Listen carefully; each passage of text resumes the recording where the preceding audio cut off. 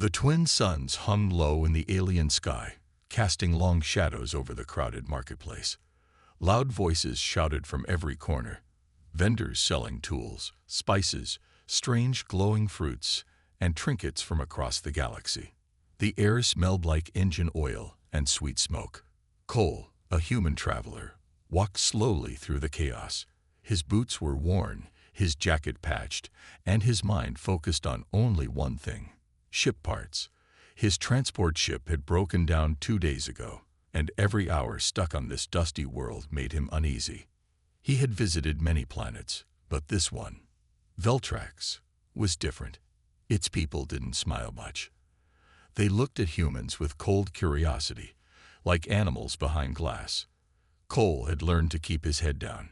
He didn't want trouble. He just needed to get back in the air. As he passed a rusted tech stall, his eyes caught something strange. In the corner, near a pile of crates, sat a young alien woman. Her pale blue skin was marked with faded bruises and dust. She wore a thin, old dress that looked more like a memory of something once elegant. Her head was lowered, arms wrapped around her knees. No one looked at her. People passed as if she didn't exist. But then she looked up. Her eyes, soft purple and wide, locked with his. Cole stopped without thinking. Something in her gaze felt different. Not fear, not anger. Just hope, like she had been waiting. She stood up slowly, as if gathering all her strength just to rise. Her movements were weak, but graceful. She walked toward him, her bare feet quiet on the cracked stone. The crowd moved around them, but to Cole, everything else faded.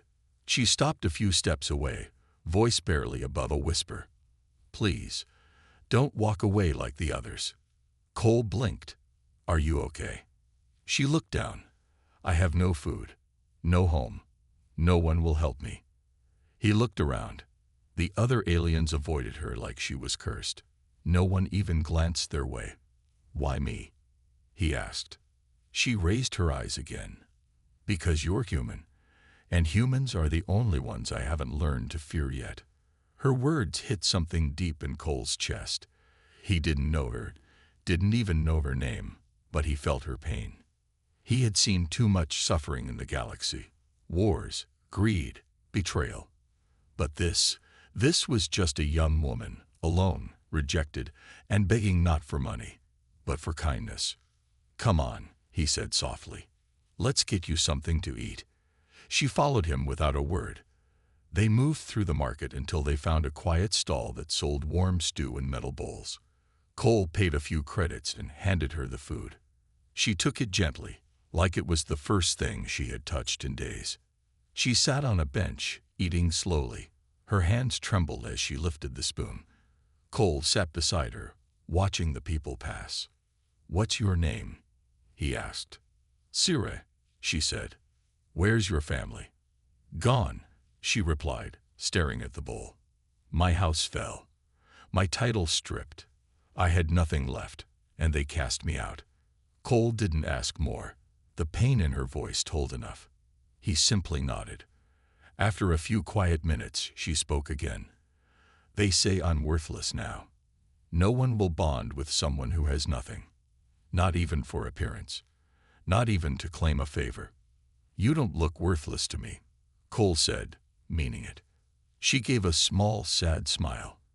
"You're kind. That's rare." He looked at her, really looked. Her soft features, her calm voice, the way she tried to hide her fear. She had once been someone important. Maybe royalty. Maybe a leader. Now she was sitting in a dirty alley, grateful for a meal. Cole's hand curled into a fist on his leg. The galaxy was cruel to many, but some didn't deserve it at all. The sky was darkening. The market was closing. Lights flickered on, casting a dull orange over the walls. "You have a place to stay?" Cole asked. She shook her head. "Come with me," he said. "It's just a small shelter near the landing pads. Not much, but it's safe." Sira looked at him, unsure. "Why?" "Because I don't turn my back on people who need help," he said. She followed him again. As they walked under the dull streetlights, her steps were still quiet, but no longer shaky. She stayed close, like being near him made her feel less invisible. Cole didn't know what tomorrow would bring. He wasn't looking for responsibility, but somehow bringing Sira along didn't feel like a burden. It felt right. In a world full of silence, she had dared to speak, and he had listened. Cole's shelter was small and plain. It was a simple metal room near the outer landing zone, just big enough for a bed, a storage unit, and a table with 2 chairs. The walls hummed with the sound of nearby ships powering up and down. But inside, it was warm, quiet, and safe. Sira stood near the door, unsure if she should enter. Her hands were held together tightly, and her eyes scanned the room like she was expecting someone to tell her to leave. Cole placed a blanket on the bed and said, "It's not much, but you can rest here tonight." She stepped in slowly, her fingers brushing the doorframe. "You live alone?" "Yeah," Cole replied.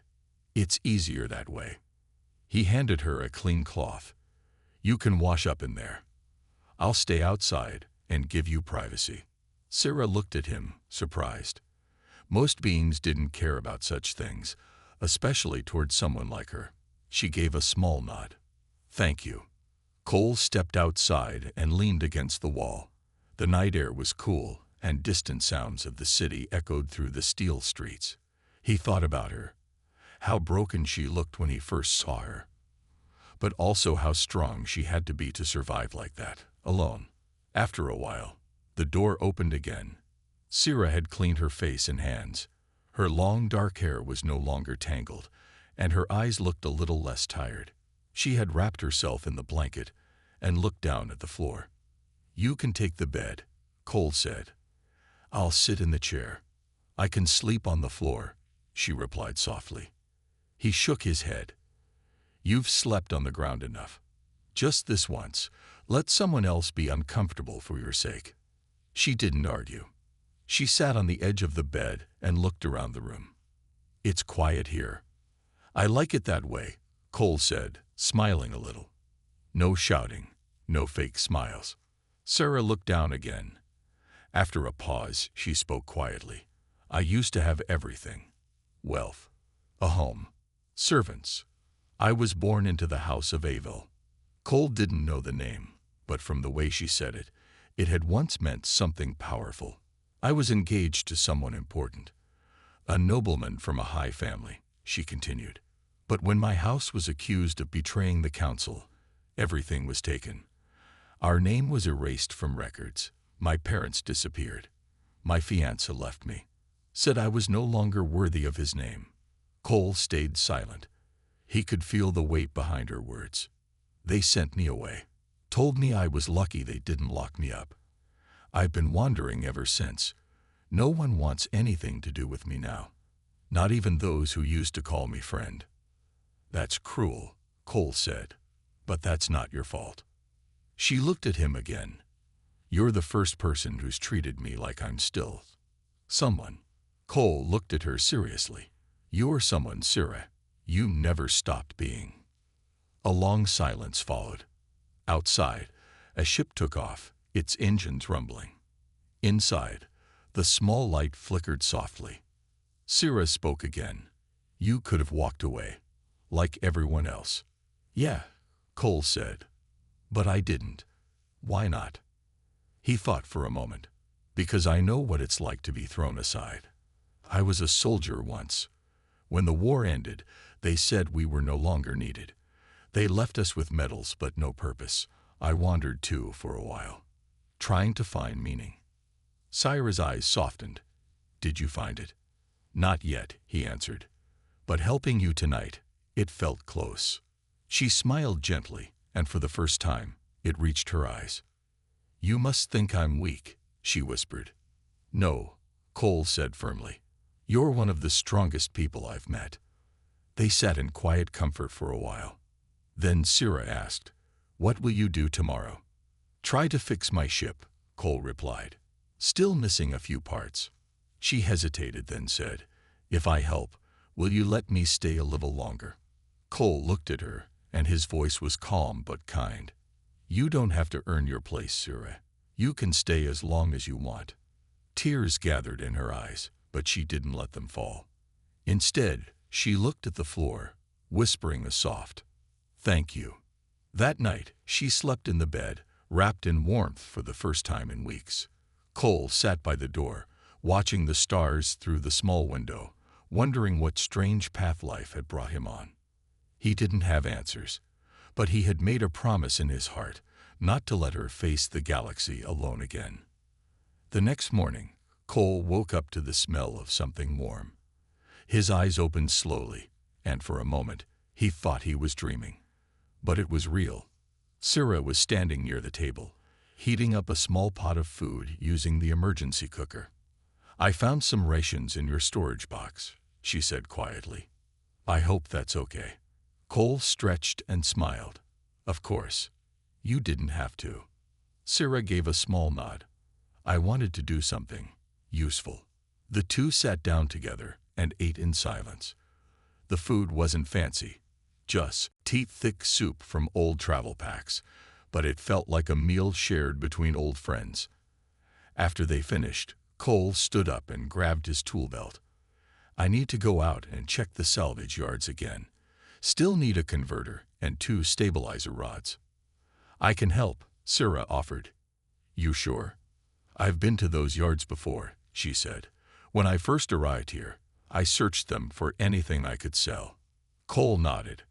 "All right, let's go together." They walked side by side through the dusty streets, heading to the old ship graveyard on the edge of town. It was a giant field of broken metal, rusting engines, and scattered wires. The place smelled of oil and forgotten dreams. While Cole dug through piles of parts, Sira watched his movements carefully. "You really know ships," she said. "Used to fix them during the war."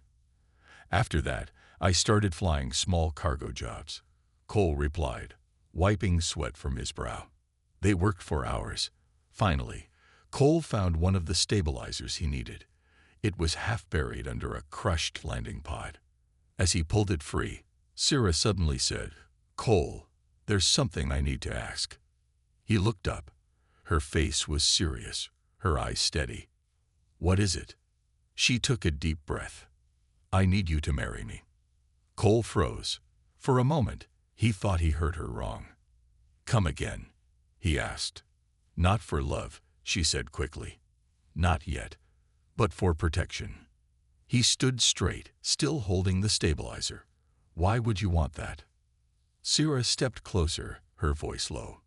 "In my culture, once bonded by marriage, the law gives the couple shared status. Even if one partner is from another species, a human, it would make me legally protected from being sent away, or worse." Cole frowned. "What happens if you're not bonded?"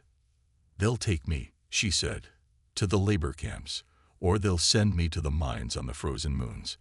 That's where they send those with no name, and no one to claim them." Cole stared at her. "Isn't there anyone else you can turn to?" Sira shook her head. "No one who would stand by me. No one who sees me as anything more than a burden." He put the stabilizer down and rubbed his forehead. "This isn't a small thing, Sira." "I know," she replied, her voice trembling. "I wouldn't ask if I had another choice."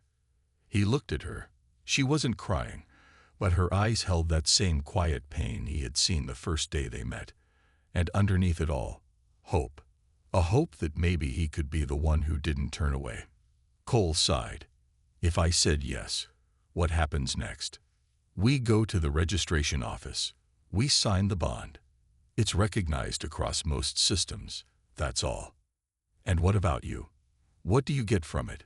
"I get safety," she answered. "A chance to live without hiding. A chance to be free." He looked around the broken yard, then back at her. "I don't know what kind of husband I'd make," Cole said honestly.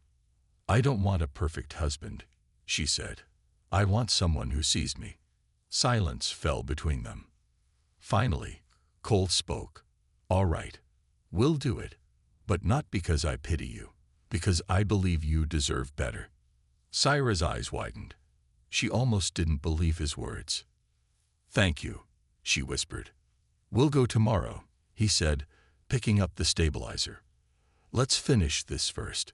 As they walked back to the shelter, side by side, Sira didn't speak much, but her steps felt lighter. Her heart, once heavy with fear, now had something she hadn't dared to feel in a long time: hope. Cole, too, felt a strange shift. He had started this journey alone, but now he wasn't sure if he was walking toward freedom or something even more important. The next morning, the city of Veltrax was busy as always. Ships came and went above the rooftops, while vendors shouted in the streets below. But inside Cole's shelter, the air was quiet, tense, but calm. Sira stood near the mirror, adjusting her hair. She had found an old scarf in one of the drawers and wrapped it neatly over her head. Her dress was still simple and worn, but she had cleaned it as best as she could. Cole looked at her from the table. "You sure you want to go through with this?" Sira nodded slowly. "Yes, it's not just for me anymore. I want to prove that I still have value, even if it's only in the eyes of one human." Cole smiled a little. "Well, that one human's got your back." They stepped out into the bright morning and headed toward the civil registry hall near the center of the city. It was a large silver building with tall glass doors and guards standing at both sides. The closer they got, the more eyes followed them, curious, confused, and some clearly judging. Most people weren't used to seeing a human walking so closely with a rejected noble, but Cole ignored them. He had made his decision.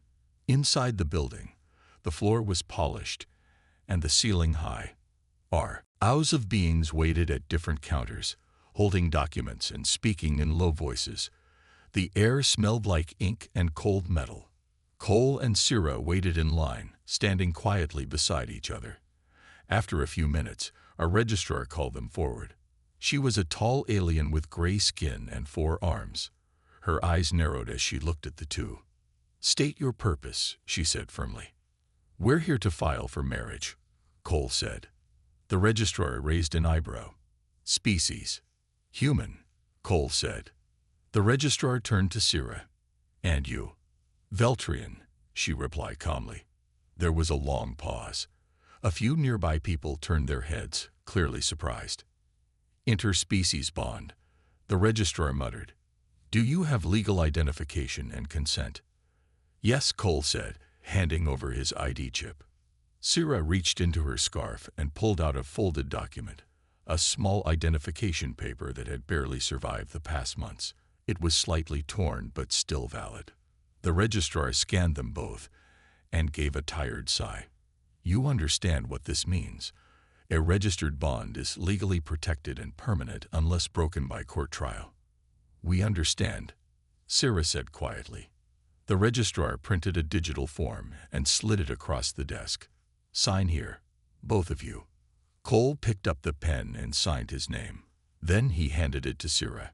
Her hands trembled slightly, but she signed without hesitation. The registrar pressed a stamp onto the document. "Bond complete. Official in 24 hours. Congratulations, I suppose." They left the building as the sun reached its peak. The street outside was brighter, louder, but the space between them felt closer. Sira didn't say anything for a while. Then she looked at Cole and asked, "Do you feel strange?" "A little," Cole replied with a half-smile. "I didn't expect to wake up married today." She laughed softly. It was the first time he had heard her laugh like that. "Thank you," she said, her voice gentle. "Even if this was just to help me, I'll never forget it." "I meant what I said," Cole replied. "You deserve to be treated with respect. And now you're safe." Sira's smile faded slightly. "Not everyone will accept it. Some will still look at me with hate." "Let them look," Cole said. "They'll see a woman who stood tall when everything fell apart, and they'll see the man who stood beside her." They returned to the shelter just as the wind began to rise, dust blowing through the streets.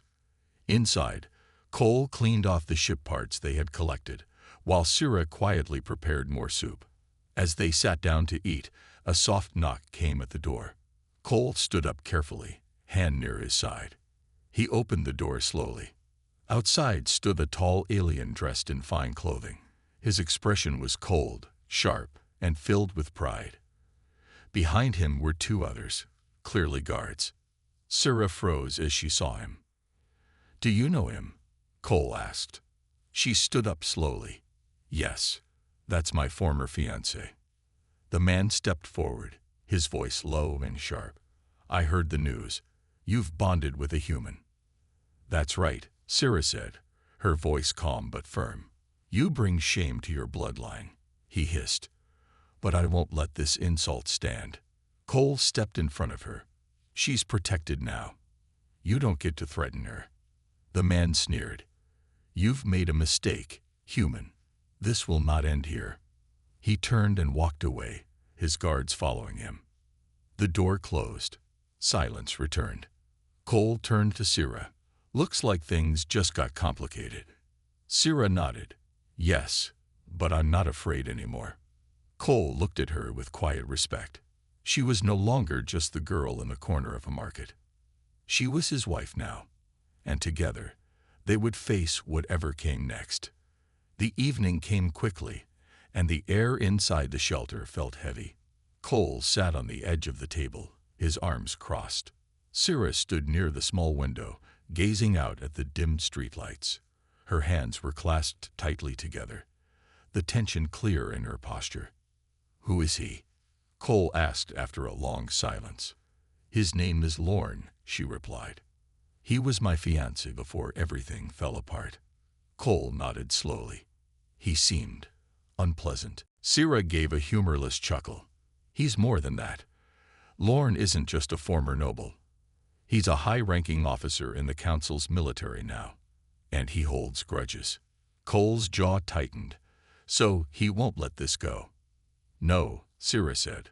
"Lorne always gets what he wants, and right now he wants to make me disappear, permanently." Cole glanced at the door, as if expecting it to be kicked in at any moment. "We should leave. Find somewhere safer." "There's nowhere he won't find me," Scylla said. "He has connections across the sector." "Then we fight," Cole said firmly. "We don't let him scare us into running." Scylla turned to face him. "You don't understand. Lorne isn't just angry. He's powerful. Even bonded, I'm still an exile in the eyes of the Council. If Lorne comes after us, he'll do it with every weapon and soldier he can find." Cole stood up. "And you think I'll let that happen? I faced worse than some pompous officer. You're not alone in this, Scylla." Her eyes softened, but the fear remained. "I don't want you to get hurt because of me." "It's not just about you anymore," Cole said. "It's about us. We made a promise, and I don't break promises." Scylla nodded slowly. She didn't say it out loud, but his words made her feel safer than she had in years. Just as she was about to speak, a sharp sound echoed outside, a loud metallic clang followed by heavy footsteps. Cole grabbed a metal rod he had been using to clean his ship parts and gestured for Scylla to stay back. The footsteps grew louder, closer. Then came a voice. "Cole Marlowe. Step outside." Scylla's eyes widened. "It's him." Cole muttered under his breath. "Of course it is." He opened the door, stepping out into the cool night. The streetlight above flickered, casting long shadows over three figures standing in front of the shelter. Lorne stood at the center, his polished uniform gleaming. Behind him were two heavily armed soldiers, each holding a sleek energy rifle. "Lorne," Cole said flatly. "This is a surprise." Lorne smirked. "You must be Cole, the human who decided to marry my castoff. I have to say, you're braver than you look." "Or maybe I just don't care for bullies," Cole replied, gripping the rod tightly. Lorne's smirk faded. "You have no idea who you're dealing with. I'm giving you one chance. Give her up, and I'll let you walk away." "That's not going to happen," Cole said. "Think carefully," Lorne warned. "You can't fight me. You can't outrun me. And you certainly can't protect her from what's coming." Cole stood his ground. "You're the one who needs to think carefully. I might not have an army, But I've got something you don't. Someone who trusts me. And that makes me stronger than you'll ever be. Lorne's face darkened. He turned to one of the soldiers and nodded. The soldier raised his rifle, aiming it directly at Cole's chest. Sira appeared at the door. Stop. The soldier hesitated. Lorne looked over at her, his expression cold. You don't have to do this, Lorne, Sira said. Whatever happened between us, whatever hatred you have for me, leave him out of it. I warned you not to speak, Lorne growled. You've embarrassed me, Sira. Do you think I'll just let you walk away with this, human? I think you're afraid, Sira said quietly. Afraid that I might be stronger than you, even now. Lorne's eyes narrowed. He stepped closer to Cole, his voice low and sharp. You'll regret this, human. When I'm done, you'll wish you'd never met her. Cole didn't flinch. I'd rather regret standing up for what's right than live knowing I let you win. Lorne turned sharply and began walking away. This isn't over, he called back. The soldiers followed, their boots echoing down the empty street. Cole let out a breath he hadn't realized he was holding. Sira stepped closer, her voice trembling. You didn't have to stand up to him. Yes, I did, Cole said. And I'll keep doing it as long as you need me. Sira looked at him for a long moment. You're different, Cole. No one's ever fought for me before. Well, get used to it, he said with a grin. Because it looks like we got a fight on our hands. They returned inside, both knowing that the battle wasn't over, but also knowing they wouldn't face it alone. As dawn broke over Veltrax, Cole and Sira prepared for what lay ahead. The encounter with Lorne had made one thing clear. They couldn't wait for trouble to come to them. They had to stay one step ahead. Inside the shelter, Sira sat at the table, carefully sorting through the items they had collected over the past few days. Cole had spread out a map of the surrounding region, studying the nearby trade routes and supply depots. He'll come back, Sira said quietly, her eyes on a small datapad. Lorne doesn't give up. I know, Cole replied. That's why we need to think smart. Sira glanced up at him. What do you mean? He's expecting us to stay here, hiding, hoping he won't return. But what if we do the opposite? She tilted her head, curious. You want to confront him? Not directly, Cole said. But we can draw him into a situation he can't control. If we make enough noise, bring in enough witnesses, he can't act without the council questioning his motives. Sira frowned. But the council already erased my family's name. They won't care. Not about you, Cole admitted, but they care about appearances. If Lorne is seen using soldiers to chase a bonded couple, especially a human bondmate, he risks losing his own position. Sira's eyes widened. You're counting on his arrogance to be his weakness. Exactly, Cole said. But we need to make sure we're prepared. We'll head to the main starport. It's crowded, public, and full of council officials. If Lorne wants to confront us, he'll have to do it where everyone can see. Sira looked uncertain. And if he still attacks us? Cole tapped a small comm device on his wrist. We call for help. Council guards are stationed all over the starport. Lorne can't control them all. He won't be able to act without drawing attention. She hesitated. It's risky. Staying here is riskier, Cole said. At least this way, we have a plan. After a moment, Sira nodded. Okay, I trust you. Cole packed a small bag with their essentials. Water, rations, the stabilizer rods they had managed to scavenge, and handed it to Sira. Let's go. The sooner we get to the starport, the better. They stepped out into the bustling streets of Veltrax. The city was waking up, and vendors were opening their stalls. The air was thick with the scent of fried food and engine grease. Cole kept an eye on the crowds, scanning for any sign of Lorne's soldiers. Sira walked close beside him, her steps quick but quiet. Despite her calm demeanor, Cole could sense the tension in her movements. He placed a reassuring hand on her shoulder. We'll be okay. As they approached the starport, the landscape changed. Tall towers loomed overhead, their glass walls reflecting the rising sun. The streets were wider, the crowds more diverse. Ships of all shapes and sizes hovered above the landing pads, their engines humming. It was a place of constant motion, a crossroads for travelers from across the galaxy. Cole led Sira toward a large public concourse. It was crowded with beings of every species, merchants shouting about their wares, travelers hurrying to catch transports, and council guards patrolling the area.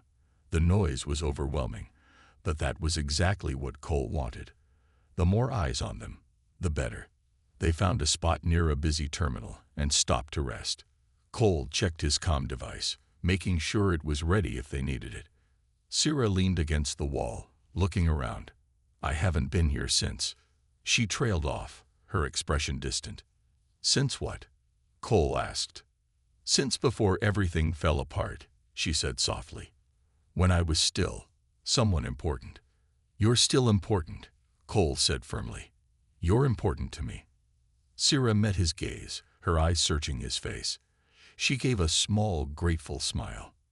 "Thank you." Suddenly, the crowd shifted. Cole turned, spotting a group of soldiers entering the concourse. At the front was Lorne, his sharp uniform unmistakable. Sira's hand tightened around her bag.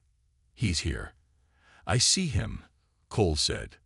"Just stay calm." Lorne's gaze locked onto them, his expression cold. He started walking toward them, his guards close behind. The crowd parted, murmurs spreading as people noticed the armed soldiers. Cole took a step forward, placing himself between Sira and Lorne. He raised his voice so everyone could hear. "You're making a mistake, Lorne. This is a public space." Lorne stopped a few feet away. "You think that will stop me?" "No," Cole said, his tone steady. "But they will." He pointed to a group of council guards stationed nearby. Lorne's expression tightened as he glanced at them. The guards were watching now, curious and alert.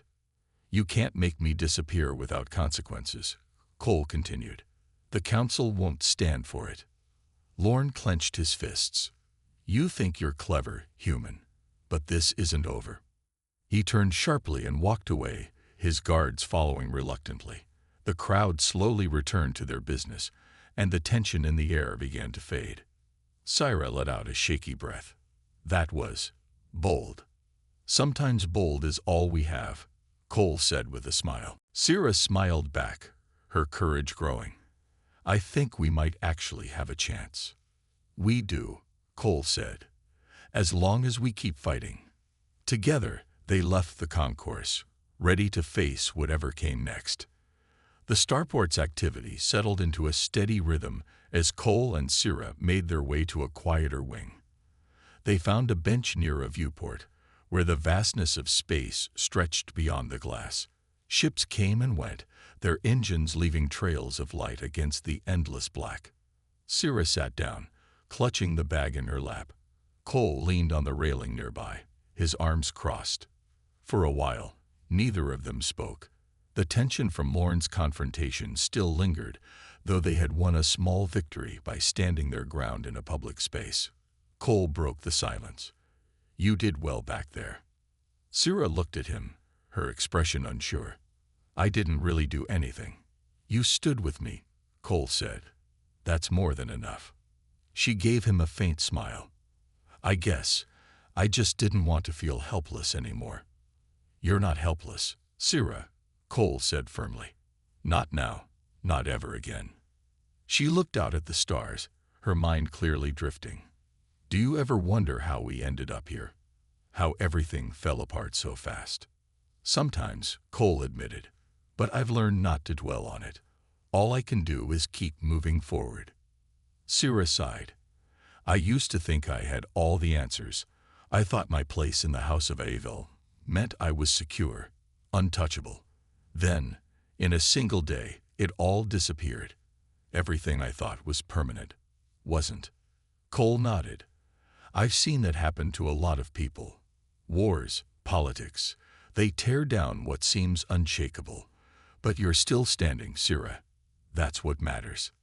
She turned to him, her purple eyes meeting his. I wouldn't be standing without you. Cole rubbed the back of his neck, a little uncomfortable with the praise. I just did what felt right. What felt right? She asked softly. Helping a stranger. Taking on someone else's burden. He shrugged. Maybe I've spent too long wandering. I was looking for something. I didn't know what, but maybe it was you. Cyrus' cheeks darkened slightly, her species' version of a blush. She looked away, unsure how to respond.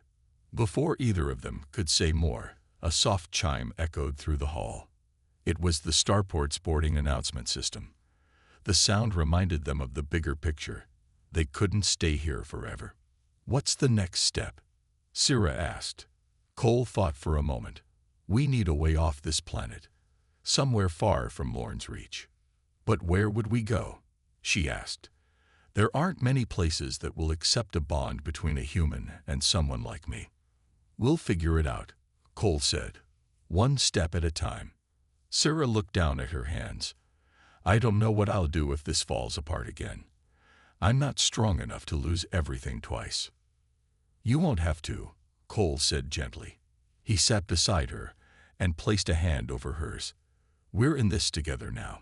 Whatever happens, we'll face it as a team. She looked at him, searching his face for any sign of doubt. But his eyes were steady, his voice calm. Slowly, she began to believe him. Why do you care so much? She asked quietly. I'm not your family. I'm not your people. Cole smiled. I guess I've seen too many people give up on each other. Sometimes you have to choose to care, to make someone your family, even if it's not by blood. Syrah nodded, her eyes glistening. Thank you, Cole, for everything. Don't thank me yet, he said.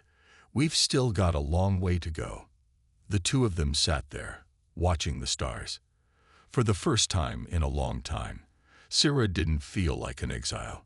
She felt human, in the best sense of the word. And Cole, who had spent so many years searching for purpose, found something he hadn't even known he was looking for. As the starport's lights dimmed for the night cycle, the two of them stayed side by side. No longer just strangers bound by circumstance, but partners ready to face whatever came next.